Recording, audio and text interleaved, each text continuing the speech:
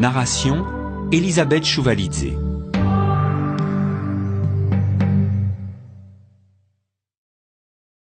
Le jeu.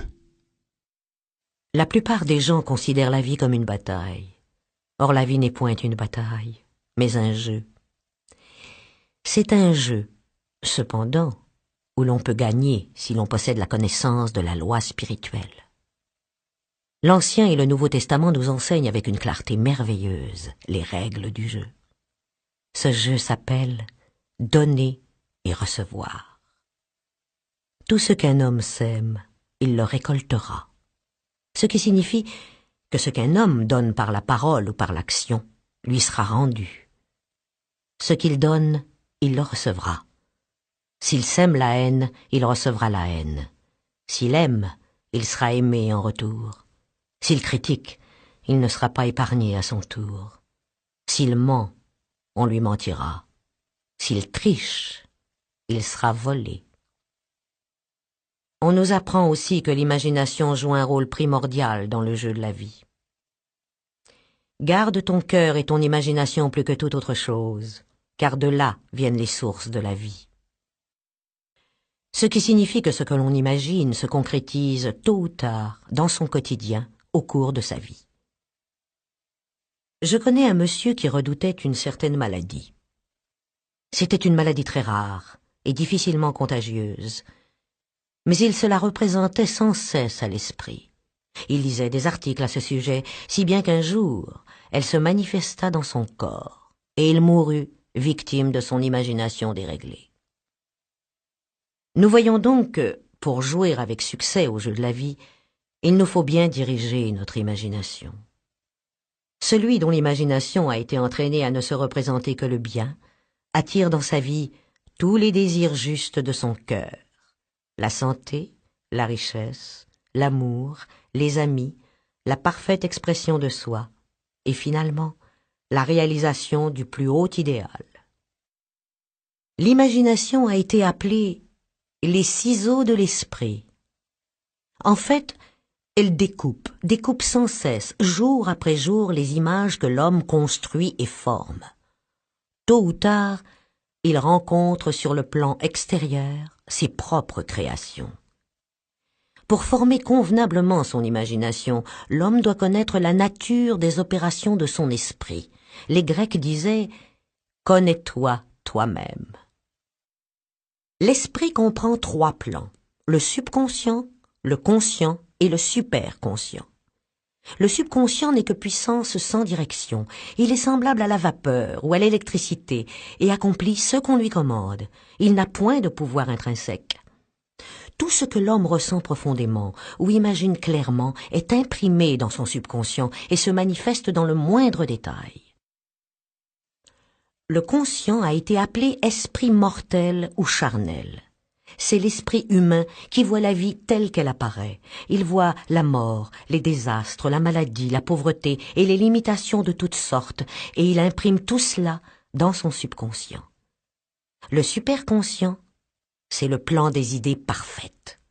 C'est là que se trouve le modèle parfait dont parlait Platon, le plan divin, car il y a un plan divin pour chacun. Il existe une place que vous devez occuper et que personne d'autre ne peut occuper. Vous avez une tâche à faire que personne d'autre ne peut accomplir. Il existe de ceci une image parfaite dans le superconscient. Cette image se projette parfois comme un éclair dans le conscient et semble un idéal hors d'atteinte, quelque chose de trop beau pour être vrai. En réalité, c'est la destinée véritable de l'homme, projetée par l'intelligence infinie qui est en lui-même.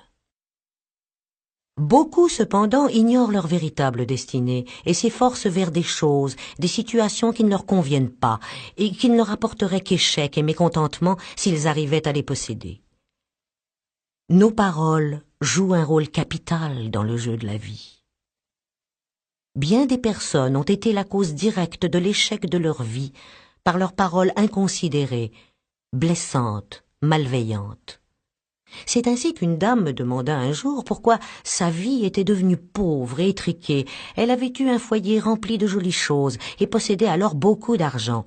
En cherchant, nous trouvâmes qu'elle s'était lassée de diriger sa maison, qu'elle répétait sans cesse « J'en ai assez de toutes ces choses, je voudrais vivre dans une malle. » Elle ajouta « Aujourd'hui, c'est chose faite. » Sa parole l'y avait précipité.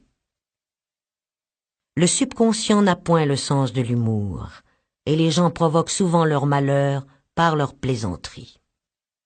Voici encore un exemple. Une personne qui possédait une jolie fortune plaisantait constamment, disant qu'elle se préparait à entrer à l'hospice. En quelques années, elle fut presque ruinée, ayant imprimé sur son subconscient l'image de la médiocrité et de la pauvreté. Par bonheur, la loi de la substitution est à double tranchant. Une situation malheureuse peut être transformée en situation avantageuse. Tout désir exprimé ou inexprimé est une demande. Nous sommes souvent étonnés de voir un souhait brusquement réalisé. Rien ne s'interpose entre l'homme, son plus haut idéal et chaque désir de son cœur, si ce n'est le doute et la crainte. Lorsque l'homme sait souhaiter hardiment, tous ses désirs se réalisent tôt ou tard. La peur doit être effacée du conscient. C'est le principal ennemi de l'homme. Peur de la pauvreté, de l'échec, de la maladie, des pertes, tout sentiment d'insécurité sur quelque plan que ce soit. Le but du jeu de la vie, c'est de voir clairement le bien et d'effacer du mental toutes les images du mal et de la peur. Ceci doit être obtenu en imprimant sur le subconscient la réalisation du bien. Un homme très brillant qui avait atteint une grande réussite me raconta qu'il avait brusquement effacé toute crainte de sa conscience en lisant un jour un écriteau en lettres majuscules ainsi conçu.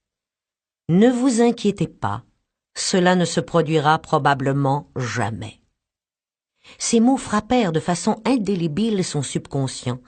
Il a maintenant la ferme conviction que seul le bien veut entrer dans sa vie et, par conséquent, seul le bien se manifeste. L'homme a constamment près de lui un témoin attentif, son subconscient. Chaque mot, chaque parole se grave dans notre subconscient pour se réaliser en de détails surprenants. Cela ressemble à un chanteur dont la voix serait enregistrée sur un disque.